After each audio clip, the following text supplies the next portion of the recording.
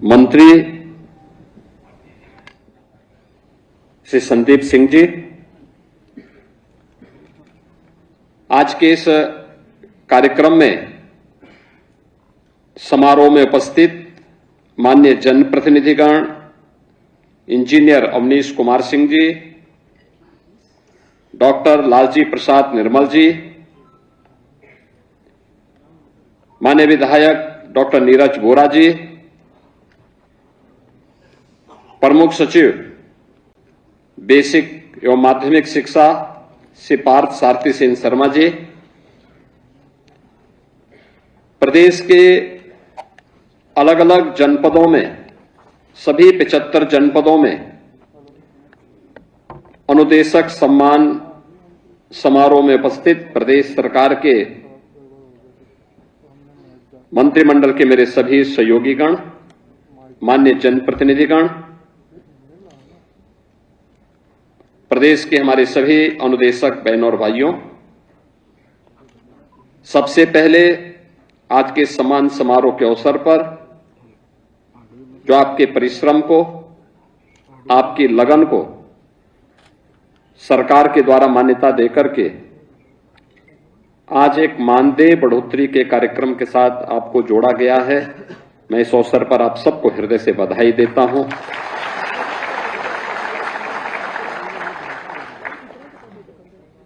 दो 2011-12 में बेसिक शिक्षा परिषद में 6 से 14 वर्ष के बच्चों के लिए निःशुल्क एवं अनिवार्य बाल शिक्षा अधिकार अधिनियम के अंतर्गत अनुदेशकों की नियुक्ति भारत सरकार के आदेश पर प्रारंभ हुई थी और उनमें से जो 100 से अधिक छात्र संख्या वाले विद्यालय थे, उनमें 13,769 उच्च प्राथमिक विद्यालय, प्रति विद्यालय 3 अंशकालिक अनुदेशक और प्रदेश के अंदर कुल 41,307 अनुदेशकों की उस समय तैनाती हुई थी और उन्हें 7,000 रुपये मासिक मानदेय पर नियुक्ति पत्र दिया गया था। ये जितने भी अंशकालिक अनुदेशक थे उच्च प्राथमिक विद्यालयों में, इन सभी के लिए एक व्यवस्था लागू की गई थी कि कला शिक्षा हेतु इनमें से 8,469, स्वास्थ्य एवं शारीरिक शिक्षा हेतु 9,645 और उनके कार्यानुभव शिक्षा हेतु 6,192 अनुदेशक वर्तमान में प्रदेश के अंदर उच्च प्राथमिक विद्यालयों में आज भी कार्यरत हैं। इनकी कुल संख्या अब 41,307 से कम होते होते 24,296 रह गई है। यानी 41,000 जो मूल संख्या थी, वह संख्या, कुछ लोग रिटायर हो गए होंगे, कुछ लोगों का दूसरी जगहों पर समायोजन हो गया होगा, लेकिन जो बचे थे इनके मानदेय पर 2011-12 से लेकर के 2022 तक कोई निर्णय नहीं हो पाया। यद्यपि 2019 में अनुदेशक महासंघ के साथ मेरी बैठक हुई थी और मैंने उनको कहा था, मैंने कहा भाई आपका मानदेय का अपना प्रस्ताव उपलब्ध करवाइए, और हम लोग उस समय भी चाहते थे कि ये मानदेय उनका बढ़ोतरी होना चाहिए। समय पे उनका प्रस्ताव नहीं आ पाया, चुनाव की नोटिफिकेशन जारी हो गई। 22 में हमने इसको 2,000 रुपये बढ़ाया था और हम लोग स्वयं संतुष्ट नहीं थे कि 2,000 पर्याप्त नहीं है, क्योंकि न्यू अक्सर दिखाई नहीं देती, लेकिन वो सबसे कठिन कार्य होता है। हम अक्सर क्या बोलते हैं हम न्यूयों को उपेक्षा करते हैं क्योंकि दिखाई नहीं देता, लेकिन न्यू ही अगर मजबूत नहीं होगी तो उसमें सशक्त, एक समर्थ और सशक्त भवन कैसे बन पाएगा, मजबूत इमारत नहीं बन पाएगी। और इसीलिए अनुदेशक हों, शिक्षा मित्र हों, बेसिक शिक्षा परिषद के जुड़े हुए शिक्षकों के मानदेय से जुड़े हुए मामले हों या उनसे जुड़े हुए अन्य बातें हों, हम लोगों का मानना रहा है सम्मानजनक होना चाहिए और उनका कार्य उतना ही गरिमापूर्ण होना भी चाहिए। सहमति बनते बनते अंततः जब ये बातें निष्कर्ष पर निकली तो फिर हम लोगों को ये घोषणा करनी पड़ी कि हाँ, पहले चरण में हम लोग इसको इतना बढ़ाएंगे। और इसीलिए आज मुझे, जो कि लंबे समय से आपकी मांग थी, ये तो अच्छा है कि अनुदेशकों ने कभी भी अपनी मांग के लिए जबरन नहीं किया, जबरदस्ती नहीं किया, हिंसक रास्ता नहीं अपनाया और इसलिए सरकार को भी देने में कोई किसी प्रकार की हिचक भी नहीं थी। लेकिन हम लोगों ने इसीलिए कहा कि हम 17,000 तो तत्काल दे रहे हैं, लेकिन साथ साथ उनको 5 लाख रुपए की स्वास्थ्य बीमा का कवर भी उपलब्ध करवाएंगे, कैशलेस स्वास्थ्य की सुविधा अनुदेशक को, अनुदेशक के परिवार को। और मुझे लगता है बहुत शीघ्र, मैं तो चाहूंगा कि आप लोगों को जो पोर्टल बेसिक शिक्षा परिषद ने तैयार कर लिया है, उस पोर्टल पे तत्काल आप अपना रजिस्ट्रेशन करवा देंगे तो हम अगले सप्ताह ही उसके कार्ड वितरण की कार्रवाई भी प्रारंभ करवा देंगे। इसमें जितने भी हमारे शिक्षा मित्र हैं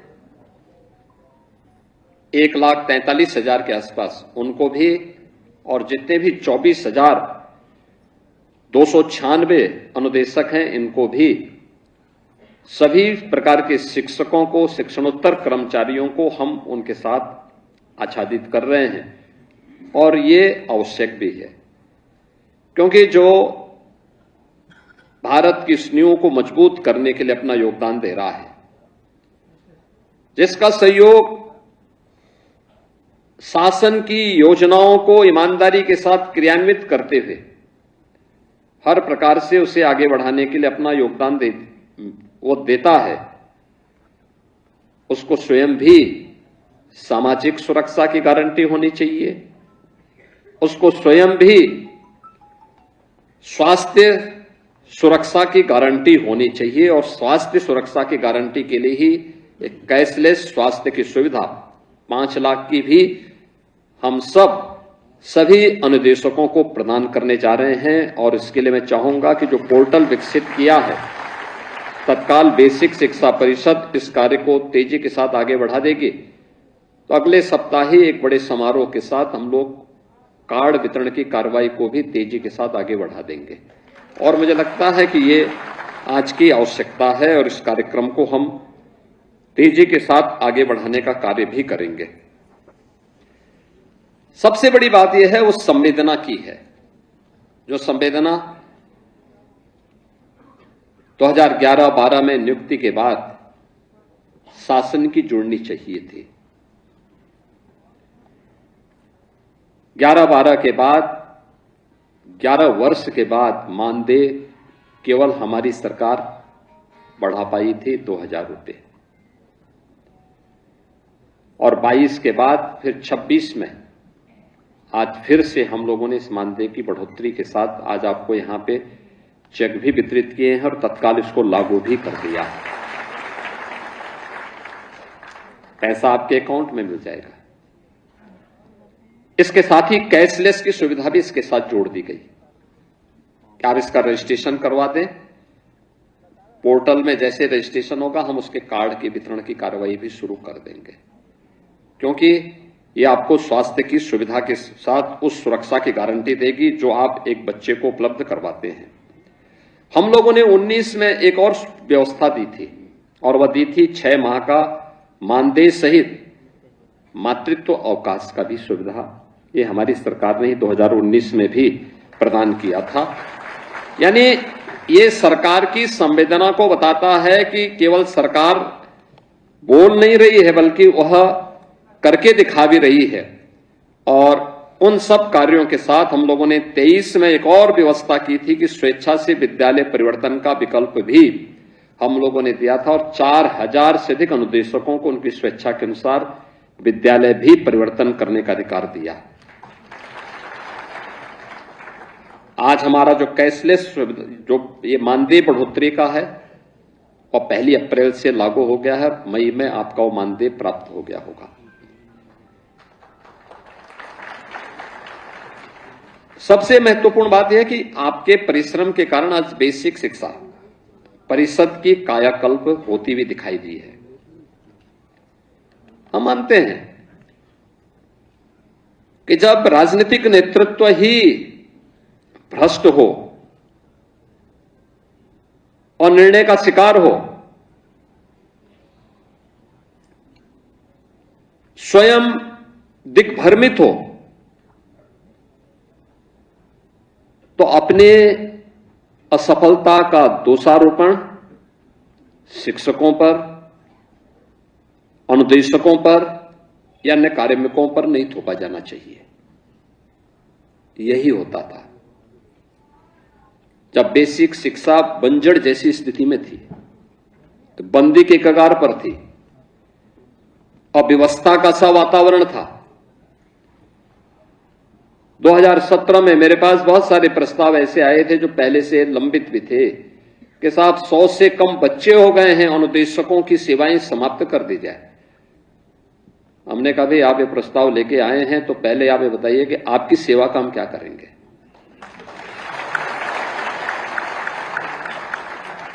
भाई सरकार की कोई पॉलिसी नहीं थी उस समय तक, न नियत साफ थी न कोई नीति थी।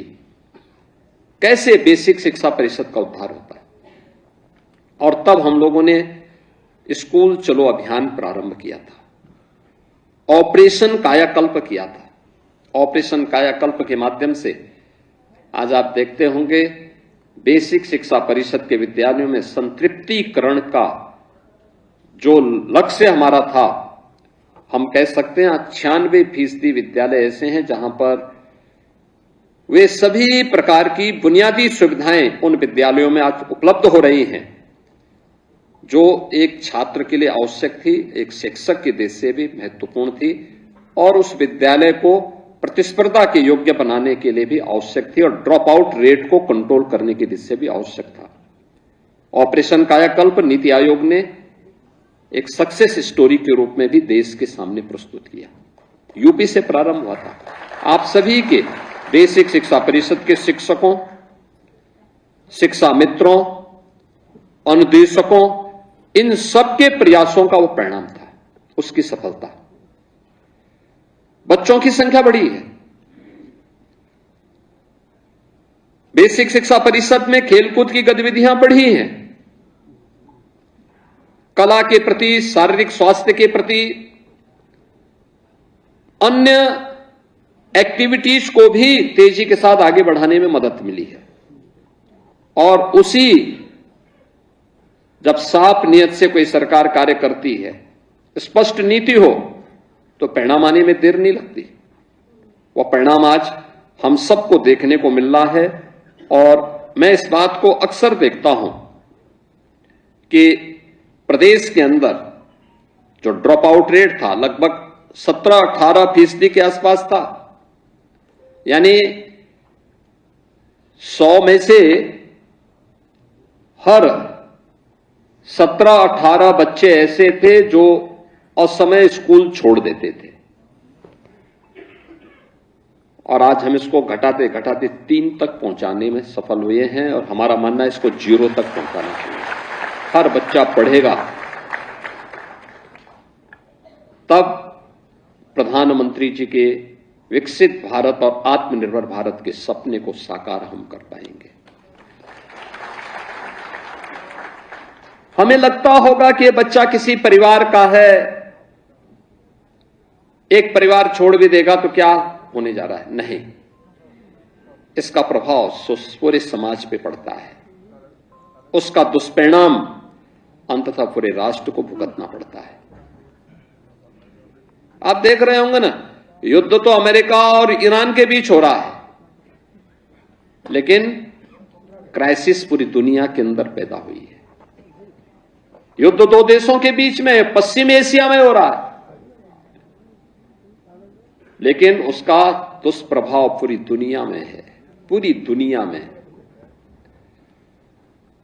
अगर आप देखेंगे अमेरिका जैसा देश, वहां महंगाई चरम पर, पेट्रोलियम उत्पादों के दाम, उनके पास अपने रिसोर्सेस भी हैं, तब भी पेट्रोलियम पदार्थों के दाम वहां दुगने से ज्यादा बढ़ गए हैं। तमाम देश ऐसे हैं जहां पर लोगों ने तमाम बंदिशें लगा दी हैं।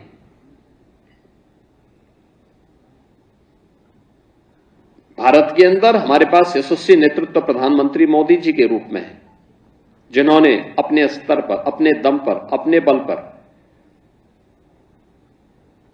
भारत को और भारत के नागरिकों के हित के लिए उस प्रकार के निर्णय लिए हैं। हम सबका दायित्व बनता है कि हम भी वर्तमान की इन परिस्थितियों में जो एक वैश्विक चुनौती है, उस वैश्विक चुनौती में प्रधानमंत्री मोदी जी के साथ खड़े होकर के पूरी मजबूती के साथ देश के बारे में उनकी सोच को आगे बढ़ाने में हम भी मदद करें। लेकिन जो मेरा कहना था कि विवाद तो है ईरान और अमेरिका के बीच, लेकिन खामियाजा पूरी दुनिया को, लगभग 200 देशों को भुगतना पड़ रहा है और दुनिया के लगभग 800 करोड़ लोगों को इसका भुक्तभोगी बनना पड़ रहा है। ऐसे ही समाज में होता है, एक व्यक्ति अगर शिक्षा से वंचित होता है तो उसका दूरगामी दुष्परिणाम पूरी सोसाइटी को, पूरे देश को भुगतना पड़ता है। और इसलिए हम लोगों का दायित्व बनता है कि बच्चा स्कूल जरूर जाए। यह जरूरी नहीं कि हर व्यक्ति मेरिटोरियस होगा, ऐसा नहीं है। देखिए, हर व्यक्ति में कुछ ना कुछ गुण अच्छे होंगे, कुछ अच्छे होंगे, किसी एक फील्ड में अच्छा होगा, कोई अच्छा स्पोर्ट्स पर्सन होगा, कोई अच्छा कलाकार होगा, कोई अपने किसी एक विषय का विशेषज्ञ होगा, किसी एक फील्ड का एक्सपर्ट होगा। हमें उसकी उस प्रतिभा को उजागर करना, उसको उस फील्ड में आगे बढ़ने के लिए प्रेरित करना। यह आवश्यक नहीं कि अच्छा कलाकार, कोई अच्छा कलाकार अच्छा मेरिटोरियस छात्र भी रहा हो। यह आवश्यक नहीं कि कोई अच्छा वैज्ञानिक एक अच्छा कलाकार भी हो सकता हो। यह आवश्यक नहीं कि कोई अच्छा इंजीनियर या अच्छा चिकित्सक एक अच्छा कवि भी हो जाए, नहीं हो सकता। बिरले को लोगों में गुण होंगे, लेकिन अलग अलग फील्ड की, अलग अलग क्षेत्र की संभावना उनके अंदर छुपी हुई है, उन बच्चों के अंदर छुपी हुई है। इसलिए उनको मारना नहीं, पुचकारना है, आगे बढ़ने के लिए प्रेरित करना है, प्रेरित करना है, एक रास्ता दिखाना है, सही राह दिखानी है। और सही राह दिखाने में आपकी एक बड़ी भूमिका हो सकती है, और यह शुरू होता है अनुशासन से। आत्मानुशासन सबसे बड़ी बात होती है। समय पे विद्यालय जाना, विद्यालय के प्रवेश और परिसर को स्वच्छ और सुंदर बनाए रखने में योगदान देना, उनमें बच्चों को भी प्रेरित करना। अभी पाठक जी जो कह रहे थे, स्कूल में जाते थे हम लोग, कैसे वहां पे पढ़ते थे, बुनियादी सुविधाओं का अभाव था, लेकिन तब भी बच्चों की संख्या भी अच्छी होती थी, एक सामूहिकता का भाव होता था। पानी बच्चे लेके आते थे, सब लोग उसी पानी को सेवन भी करते थे। सफाई, परिसर की सफाई बच्चे स्वयं करते थे। मैं कभी कभी भोचक रहता हूं, और मैं मीडिया के मित्रों से भी कहूंगा कि जब बच्चे कहीं श्रमदान करते हैं तो दिखाते हैं, देखो बच्चों से काम कराया जा रहा है। अरे क्या बुरा हो रहा है, क्या बुरा हो रहा है। और मैं तो बेसिक शिक्षा परिषद से कहूंगा, ऐसे शिक्षकों के खिलाफ कार्रवाई नहीं करनी चाहिए, उन्हें सम्मानित करना चाहिए। और भारत की भावी पीढ़ी को तैयार कर रहे हैं, जो चुनौती का मुकाबला करने के लिए उन बच्चों को तैयार कर रहे हैं। छोटे छोटे उस पर हम लोग अनावश्यक रूप से उसको जो वायरल होते हैं ऐसे वीडियो उस आधार पर हम लोग एक्सप्लेनेशन कॉल करते हैं। स्पष्टीकरण नहीं मांगना चाहिए, उसको बुला के सम्मानित करना चाहिए। अच्छा क्या बच्चों को तैयार कर रहे हैं। ये बच्चे अगर उस योग्य बनेंगे नहीं तो उसको छुई मुई मत बनाइए। आपने देखी होगी ना, एक घास होती है गांव में, ऐसे हाथ लगाओ तो एकदम मुरझा जाती है। ऐसा नहीं भाई, उसको ऐसा बनाओ प्रचंड तेज हो उसमें, हाँ कोई हाथ लगाने में भी डरे। वह तेज होना चाहिए उस बच्चे में, और वह शिक्षा से पैदा होगा, संस्कारों से पैदा होगा। स्वच्छता के प्रति उसे मजबूती के साथ उसके जीवन का हिस्सा बना करके प्रत्येक गुण उसके मन में आने चाहिए। अच्छी बुराई सारी चीजें एक साथ मिलकर के चलेंगे, उसके मन में अच्छे और बुरे का भेद करने की सामर्थ्य विकसित करने की आवश्यकता है, और वह कार्य आप कर सकते हैं। बहुत सारे सफल प्रयोग बेसिक शिक्षा परिषद ने पिछले 9 वर्ष के अंदर किए हैं, और ये 9 वर्षों के अंदर किए गए प्रयासों का परिणाम है। यद्यपि सरकार ने भी उनमें व्यवस्था दी है कि भाई बच्चे अब नंगे पैर नहीं आएंगे, जूते मोजे उनके पास होंगे, यूनिफॉर्म होगी, अच्छे यूनिफॉर्म उनको दी गई है। सर्दियों के लिए स्वेटर भी दी गई है। अभी रजिस्ट्रेशन चल रहे हैं, अभी से मीडिया में चलने लग गया कि उनको पुस्तक नहीं मिली। अरे पुस्तक भी मिल जाएगी, अभी प्रवेश तो होने दीजिए। अभी तो बच्चों को थोड़ा आपसी वातावरण में आपस में घुलने मिलने तो उनको थोड़ा पहले आपस में खेलने कूदने को। पहले दिन से कि पुस्तक नहीं मिली, यूनिफॉर्म नहीं मिली, ये भी सब मिल जाएगा, समय पे मिलेगा। अब तो हम अभिभावक के अकाउंट में पैसा भेज रहे हैं, उसको देने में कितना समय लगता, 1 मिनट का समय। यहां क्लिक किया और सबके अकाउंट में पैसा, उसमें समय नहीं लगने वाला है। लेकिन वह सोच जो सकारात्मक सोच के कारण पैदा हुई, और बेसिक शिक्षा परिषद में जो आज लगभग 1,60,00,000 के आसपास बच्चे अध्ययन कर रहे हैं, उन बच्चों के लिए, क्योंकि वो भारत का भविष्य है, इस प्रदेश का भविष्य है। भविष्य का मतलब केवल राजनेता हो नहीं, कोई शिक्षक होगा, कोई चिकित्सक होगा, कोई अधिवक्ता होगा, कोई कारीगर बनेगा, कोई हस्तशिल्पी बनेगा, कोई किसान होगा, कोई समाजसेवी होगा। जीवन के अलग अलग क्षेत्र में जो भी कार्य कर रहा, सबके योगदान से राष्ट्र आगे बढ़ता है। केवल नेताओं के कहने पर राष्ट्र आगे नहीं बढ़ता है, सबका योगदान उसमें होता है। सारे लोग मिलकर के कार्य जब आगे बढ़ते हैं, जब एक साथ योगदान करते हैं, तब प्रगति होती है, तब समृद्धि आती है। और उस समृद्धि के लिए हम सबके सामूहिक प्रयास, और उस प्रयास को लेकर के हम सबको आगे बढ़ना होगा, एक साथ करना होगा। और उस जिम्मेदारी मूल रूप से हमारी जो बेसिक एजुकेशन है उसके ऊपर आती है, उस नींव को तैयार करने की जिम्मेदारी, और उस जिम्मेदारी के साथ आप सब जुड़े हुए हैं। मुझे प्रसन्नता है कि अच्छा उसके परिणाम सामने आए हैं, बहुत अच्छी स्थिति पैदा हुई है। हम लोगों ने अब तो स्कूल के कुछ नए मॉडल भी देने प्रारंभ किए हैं, जो बेसिक शिक्षा परिषद के बेसिक के मंत्री बोल रहे थे। उन्होंने कहा किस प्रकार से, यानी हम लोगों ने स्कूल के मॉडल, हम लोगों ने पहले श्रम और सेवा योजना से निराश्रित बच्चों के लिए और श्रमिकों के बच्चों के लिए पहले अटल आवासीय विद्यालय बनाए 18। आप देखेंगे कभी वर्ल्ड क्लास इंफ्रास्ट्रक्चर से युक्त विद्यालय हैं, बहुत अच्छे विद्यालय बने हैं। 18,000 बच्चे वहां पर एक साथ अध्ययन कर सकते हैं उन 18 विद्यालयों में। उनके लॉजिंग फूडिंग के सारा खर्चा सरकार उठा रही है।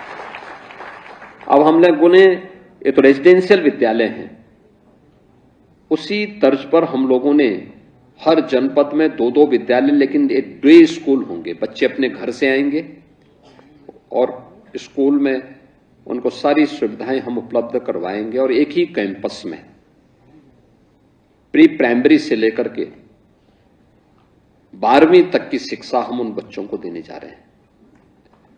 वहां पे सभी प्रकार की फैकल्टी होगी, स्पोर्ट्स की भी होगी, हर प्रकार की एक्टिविटीज को वहां आगे बढ़ाने के लिए, स्किल डेवलपमेंट के कार्यक्रम के साथ भी उसको जोड़ने के लिए वहां पर सरकार कार्य करेगी। और इसके लिए मुख्यमंत्री कंपोजिट विद्यालय के रूप में हर जनपद में 2-2 विद्यालय गत वर्ष हमने स्वीकृत किए थे, इस वर्ष भी हम लोगों ने स्वीकृत किए हैं।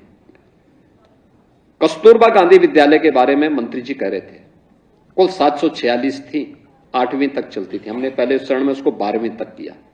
गरीब परिवारों की बेटियां, मैं भी देख रहा था सक्सेस स्टोरी में। कस्तूरबा गांधी में जिन बच्चियों ने पढ़ाई की है, वे बच्चियां आज जीवन के अलग अलग क्षेत्र में अपनी सेवाएं दे रहे हैं और उनकी सक्सेस स्टोरी भी मैं देख रहा था अभी यहां पे।